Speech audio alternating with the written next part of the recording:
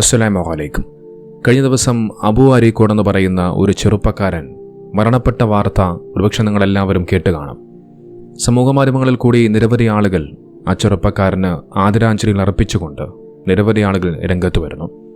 ഒരുപാട് ആളുകളിൽ ആ ചെറുപ്പക്കാരൻ ഇടം പിടിച്ചിട്ടുണ്ട് എന്നുള്ളത് നമുക്ക് അത്തരം പോസ്റ്റുകളിലൂടെ മനസ്സിലാക്കുവാൻ സാധിക്കും. കോഴിക്കോട് മർക്കസ് ലോ കോളേജിലെ നിയമ വിദ്യാർത്ഥിയായിരുന്നു അബു അരീക്കോട്. നിയമം പഠിച്ച് വക്കീൽ കോട്ടണിഞ്ഞ് കോടതികളിൽ വാദിക്കേണ്ട ചെറുപ്പക്കാരനെ അവസാനം വെള്ളപുതച്ച് മയ്യത്തായി കാണേണ്ടി വരുന്ന ഒരു കാഴ്ചയാണ് നമുക്ക് കാണാൻ സാധിച്ചത്. CPMന്റെ സജീവ പ്രവർത്തകനായിരുന്നു ആ ചെറുപ്പക്കാരൻ. തൻ്റെ രാഷ്ട്രീയത്തെക്കുറിച്ചും തൻ്റെ രാഷ്ട്രീയ നിലപാടുകളെക്കുറിച്ചും എപ്പോഴും വളരെയധികം നല്ല ആർജവത്തോടുകൂടി നിലപാടോടുകൂടി സംസാരിക്കുന്ന ഒരു ചെറുപ്പക്കാരനായിരുന്നു. ഏകദേശം 2 ലക്ഷത്തിലധികം സബ്സ്ക്രൈബേഴ്സ് ഉള്ള ഒരു യൂട്യൂബ് ചാനലും ആ ചെറുപ്പക്കാരനുണ്ടായിരുന്നു. വളരെയധികം ഊർജ്ജസ്വലനായിക്കൊണ്ട് വളരെയധികം ആത്മവിശ്വാസത്തോടുകൂടി വളരെയധികം എനർജറ്റിക് ആയിട്ടാണ് പലപ്പോഴും ഈ ചെറുപ്പക്കാരൻ വീഡിയോകളിൽ സംസാരിക്കുന്നത് എന്ന് നമുക്ക് കണ്ടു കഴിഞ്ഞാൽ മനസ്സിലാക്കാൻ സാധിക്കും. അത്തരത്തിലുള്ള ആ ചെറുപ്പക്കാരൻ ആത്മഹത്യ ചെയ്തു എന്ന് കേട്ടപ്പോൾ സ്വാഭാവികമെന്നോണം എല്ലാവരും വളരെയധികം ഞെട്ടലിലാണ്. അബു അരീക്കോട് പഠിച്ചിരുന്ന മർക്കസ് ലോ കോളേജിലെ ഹോസ്റ്റൽ മുറിയിൽ ഇങ്ങനെ തൂങ്ങി മരിച്ച നിലയിൽ കണ്ടെത്തി എന്നുള്ളതാണ് വരുന്ന റിപ്പോർട്ടുകളും കാര്യങ്ങളുമൊക്കെ. ആത്മഹത്യ എന്നാണ് പ്രാഥമികമായ നിഗമനം. അതുമായി ബന്ധപ്പെട്ടുള്ള അന്വേഷണങ്ങളൊക്കെ പോലീസ് നടത്തി വരുന്നുണ്ട്. നോക്കി, ചെറുപ്പക്കാരൻ്റെ മരണവുമായി ബന്ധപ്പെട്ടുകൊണ്ട് നമ്മളിങ്ങനെ മനസ്സിലാക്കുന്ന സമയത്ത് വളരെയധികം അടിമുടി ദുരൂഹത നിറഞ്ഞ ഒരു സാഹചര്യത്തിലാണ് എന്നുള്ളത് മനസ്സിലാക്കാൻ കഴിയുന്നത്. കാരണം ഈ ചെറുപ്പക്കാരനുമായി ബന്ധപ്പെട്ടുകൊണ്ട് ഒരുപാട് കാര്യങ്ങൾ ഇങ്ങനെ പുറത്തു വന്നുകൊണ്ടേയിരിക്കുന്നു. ലോൺ ആപ്പുകളുടെ ഭീഷണി കാരണമാണ് അബു അരീക്കോട് മരണത്തിലേക്ക് പോയതെന്ന തരത്തിലൊക്കെ പല ആരോപണങ്ങളും ഉയർന്നു വരുന്നു. നമുക്കറിയാം, ഈ ലോൺ ആപ്പുകളുമായി ബന്ധപ്പെട്ടുകൊണ്ട് അവരുടെ ഭീഷണികളുമായി ബന്ധപ്പെട്ടുകൊണ്ട് പലതരത്തിലുള്ള ആത്മഹത്യകൾ ഇതിനു മുമ്പും നമ്മുടെ നാട്ടിൽ സംഭവിച്ചിട്ടുണ്ട്. തങ്ങളുടെ കടങ്ങൾ മാറാൻ വേണ്ടി, ആ സമയത്തുള്ള പ്രശ്നങ്ങൾ മാറാൻ വേണ്ടി പലപ്പോഴും പല ആളുകളും ഇത്തരത്തിൽ ഒരു രേഖയും പോലും കൊടുക്കാതെ സൗജന്യമായി ഇത്തരം ഓൺലൈൻ ആപ്പുകൾ വഴി ലോണും മറ്റുമൊക്കെ എടുക്കാറുണ്ട്. പക്ഷെ അതിന് പിന്നീട് തുടർന്നുണ്ടാകുന്ന അപകടകരമായ സാഹചര്യത്തെക്കുറിച്ച് ഇത്തരം ആളുകൾ ചിന്തിക്കാറ് പോലുമില്ല. എന്നാൽ ഇത് മാത്രമല്ല, ഇതിനപ്പുറം മറ്റെന്തൊക്കെയോ പ്രശ്നങ്ങളുണ്ട് എന്നൊക്കെയാണ് പല ആളുകളും അവരുടെ സമൂഹ മാധ്യമങ്ങളിൽ കൂടി പറഞ്ഞു വെക്കുന്നത്. അതോടൊപ്പം ഈ ചെറുപ്പക്കാരൻ്റെ മരണത്തിൽ 1-2 യൂട്യൂബർമാരുടെ പങ്കുണ്ട്. അങ്ങനെ അടക്കമുള്ള ഒരുപാട് ദുരൂഹതകൾ നിറഞ്ഞ ഒരുപാട് ആരോപണങ്ങൾ ഇങ്ങനെ ഉയർന്നു വന്നുകൊണ്ടിരിക്കുന്നു. അതോടൊപ്പം മരണപ്പെട്ട അബു അരീക്കോട് ഈ ചെറുപ്പക്കാരൻ ഒരു കമ്മ്യൂണിസ്റ്റ് ആയതുകൊണ്ട് തന്നെ ആ മരണത്തിൽ പോലും സന്തോഷിക്കുന്ന, ആ മരണത്തിൽ പോലും രാഷ്ട്രീയം കലർത്തിക്കൊണ്ട് ആ ചെറുപ്പക്കാരനെക്കുറിച്ച് വളരെയധികം മോശമായി സംസാരിക്കുന്ന പല പോസ്റ്റുകളും കാണുവാൻ സാധിച്ചു. ഇതിനെക്കുറിച്ചാണ് ഞാൻ ഈ വീഡിയോയിൽ പറയാൻ പോകുന്നത്. പല ആളുകളും സമൂഹ മാധ്യമങ്ങളിൽ കുറിച്ച ആ പോസ്റ്റുകളുടെ അടിസ്ഥാനത്തിലാണ് ഞാൻ ഈ പറഞ്ഞു വയ്ക്കുന്നത്. ഇതിൽ ന്യൂസ് ഹാക്കർ എന്ന് പറയുന്ന ഒരു ഫേസ്ബുക്ക് പോസ്റ്റിൽ വന്ന ഒരു കുറിപ്പിങ്ങനെയാണ്: മുത്തേ, അബു അരീക്കോട് നിന്നോട് ഞാൻ പറഞ്ഞതല്ലേ, അവർ ഒന്നും ചെയ്യില്ല, അവർ നിന്നെ ഭീഷണിപ്പെടുത്തുകയേ ഉള്ളൂ എന്ന്. പിന്നീട് എന്നോട് പോലും ഒരു വാക്കും പറയാതെ എന്തിന് നീ ഇത് ചെയ്തു? സഹിക്കാൻ കഴിയുന്നില്ല നിന്റെ വേർപാട്. കഴിഞ്ഞ മാസമാണ് അബു ഓൺലൈനിൽ നിന്നും ലോൺ എടുത്തവർ എന്നെ ഭീഷണിപ്പെടുത്തുന്നു എന്ന് പറഞ്ഞ് എന്നോട് ബന്ധപ്പെട്ടത്. എൻ്റെ ന്യൂഡ് ഫോട്ടോസ് അവരെല്ലാവർക്കും അയക്കുമെന്നെല്ലാം പറഞ്ഞുകൊണ്ട്. അപ്പോഴേ ഞാൻ അവനോട് പറഞ്ഞതാണ് അവർ ഒന്നും ചെയ്യില്ല എന്ന്. അവരുടെ ഭീഷണിയും സാമ്പത്തിക പ്രയാസവുമാണ് എനിക്കറിയാവുന്ന അബുവിൻ്റെ മരണത്തിന് കാരണം, അല്ലാതെ മറ്റൊരു പ്രശ്നമുള്ളതായിട്ട് എനിക്കറിയില്ല. ഇതിനൊന്നും ഈ ചെറുപ്പക്കാരൻ ഒരു വലിയ സാമ്പത്തിക പ്രതിസന്ധിയിലൂടെ കടന്നുപോയിട്ടുണ്ട് എന്നും അത്തരം സാമ്പത്തിക പ്രതിസന്ധിയെ മറികടക്കാൻ വേണ്ടി ലോൺ ആപ്പ് വഴി പൈസ മേടിച്ചിട്ടുണ്ട് എന്നുള്ള കാര്യങ്ങളൊക്കെ നമുക്ക് മനസ്സിലാക്കാൻ സാധിക്കുന്നുണ്ട്. പിന്നീട് ഈ ആപ്പിലൂടെ ലോൺ നൽകിയവർ ഈ ചെറുപ്പക്കാരനെ ഭീഷണിപ്പെടുത്തി അതിനെ തുടർന്നുണ്ടാകുന്ന മാനസികമായ പ്രശ്നങ്ങൾ കാരണമാണ് ആത്മഹത്യ ചെയ്തത് എന്നുള്ളത് ഈ ഒരു കുറിപ്പിലൂടെ മനസ്സിലാക്കാൻ സാധിക്കും. ഇനി മുബാറക് റാവുത്തർ എന്ന് പറയുന്ന വ്യക്തി അദ്ദേഹം ഫേസ്ബുക്കിൽ കുറിച്ചൊരു പോസ്റ്റ് ഇങ്ങനെയാണ്: മനസ്സിലാക്കിയിടത്തോളം ആത്മഹത്യ കാരണം ലോൺ ആപ്പ് മാത്രമല്ല, ഒരു പ്രണയമുണ്ടായിരുന്നു. സോഷ്യൽ മീഡിയയിലൂടെ പരിചയപ്പെട്ടു. 2 വർഷത്തിന് ശേഷം 2024 മെയ് 12 നിക്കാഹ് നടത്തി. ശേഷം രണ്ടാളുടെയും പഠനം മറ്റു ചിലവുകളും താങ്ങാനാവാതെ വന്നപ്പോൾ പതിയെ IPL ബെറ്റിംഗ് ആപ്പുകൾ പോലുള്ള നിരവധി ബെറ്റിംഗ് ആപ്പുകൾ വഴി ഭാഗ്യ പരീക്ഷണങ്ങൾ നടത്തി. അതിനായി ലോൺ ആപ്പുകൾ ഉപയോഗിച്ച് പണം കണ്ടെത്തി. അങ്ങനെ വലിയ ബാധ്യത ഉണ്ടായെന്നൊക്കെ പറയപ്പെടുന്നു. ഒപ്പം വിവാഹം നടത്തി പെൺകുട്ടിയെ കൂട്ടിപ്പോകാനുള്ള സമ്മർദ്ദങ്ങളും. കഴിഞ്ഞ 4 മാസമായി വലിയ സാമ്പത്തിക പ്രതിസന്ധികളിലായിരുന്നത്രേ. പോരാടിയ പാർട്ടിയോ സഹപാഠികളോ ഏറ്റവും അടുത്ത സുഹൃത്തുക്കളോ പോലും ഒന്നും അറിഞ്ഞില്ല. ആത്മാഭിമാനമാണ് മനുഷ്യന് വലുതെന്നുള്ളത് അബു അവൻ്റെ മരണത്തിലൂടെ പറയാതെ പറയുന്നുണ്ട്. കഴിഞ്ഞ ഒക്ടോബർ 31 ഇരുവരും പരസ്പരം കണ്ട് സന്തോഷത്തോടെ പിരിഞ്ഞതാണ്. ഇത്രയും കാലം സധൈര്യം പിടിച്ചു നിന്നൊരാൾ പൊടുന്നതിന് 7-ാം ദിവസം ആത്മഹത്യ ചെയ്യാൻ കാരണം എന്താണെന്ന് പറയേണ്ടത് അയാളുടെ ഭാര്യയും പിന്നെ പോലീസുമാണ്. അതിനുശേഷം ആ ചെറുപ്പക്കാരന് വേണ്ടി അദ്ദേഹം പ്രാർത്ഥിച്ചുകൊണ്ട് ആ ഒരു കുറിപ്പ് അവസാനിപ്പിക്കുകയാണ്. നോക്കിയൊരു കുറിപ്പ് നിന്നും ഈ വ്യക്തി പറഞ്ഞു വെക്കുന്നത് അവർക്ക് 2 പേർക്കും പഠനച്ചെലവിനും മറ്റുമൊക്കെയായി സാമ്പത്തികമില്ലാതിരുന്ന ഒരു കാരണം കൊണ്ടാണ് ഇത്തരം ലോൺ ആപ്പുകൾ വഴി പണം എടുത്തത് എന്നാണ് ഇദ്ദേഹം പറഞ്ഞു വെക്കുന്നത്.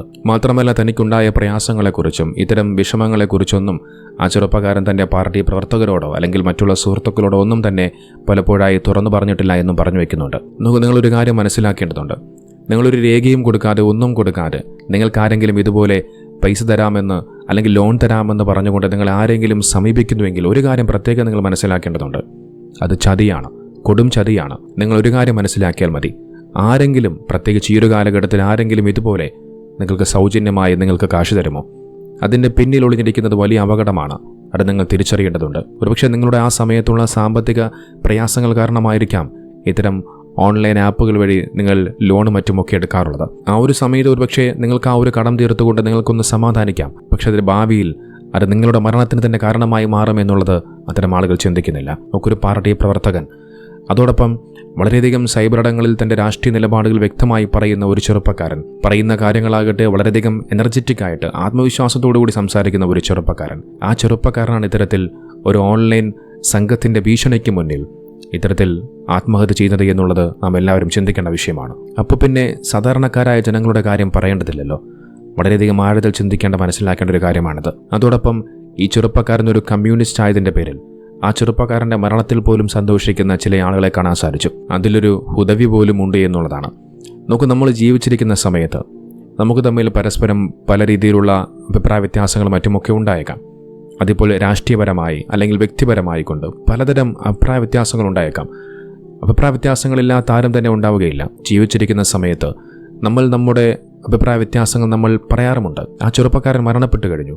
ആ മരണപ്പെട്ട് കിടക്കുന്ന ആ ഒരു അവസ്ഥ പോലും ചിന്തിക്കാതെയാണ് പല ആളുകളും ആ ചെറുപ്പക്കാരനെതിരെ വളരെയധികം മോശമായി കൊണ്ടുള്ള പല പരാമർശങ്ങളും സമൂഹ മാധ്യമങ്ങളിൽ കൂടി കുറിച്ചു വയ്ക്കുന്നത്. ഞാൻ ആ ഉദവിയുടെ പോസ്റ്റ് ഒന്ന് വായിക്കാം. അദ്ദേഹത്തിൻ്റെ പേരൊന്നും ഞാൻ തൽക്കാലം വെളിപ്പെടുത്തുന്നില്ല. ആ പോസ്റ്റ് ഇങ്ങനെയാണ്: വലിയ മുൻപരിചയമൊന്നുമില്ലാത്ത അബുവിൻ്റെ മരണം സോഷ്യൽ മീഡിയയിൽ പലരും നന്നായി വായിച്ചപ്പോഴാണ് അദ്ദേഹത്തെക്കുറിച്ച് കൂടുതൽ അറിയാനായത്.